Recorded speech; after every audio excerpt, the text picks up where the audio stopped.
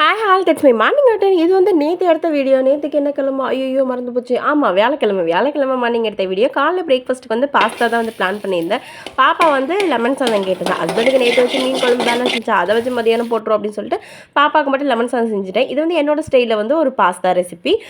இருக்கிற வெஜிடபிள்ஸ் எல்லாத்தையும் வந்து கட் பண்ணி வச்சுக்கிட்டேன். வெண்ணெய் போட்டு தாளித்தேன். ஏன்னா என் பொண்ணுக்கு நெய்யை விட வெண்ணெயோட ஃப்ளேவர் ரொம்ப பிடிக்குது, அதனால் வெண்ணெய் கொஞ்சம் யூஸ் பண்ணிக்கிறேன். ஆனியன், கேப்சிகம், கேரட், அதோட 2 முட்டை, அதுக்கு கொஞ்சோண்டு உப்பு, இது எல்லாத்தையும் போட்டு நல்லா கலந்துக்கிட்டு இதில் வந்து உப்பு போட்டு பாயில் பண்ணி வச்சுருந்த பாஸ்தா அதையுமே போட்டு வந்து கலந்துக்கிட்டேன்.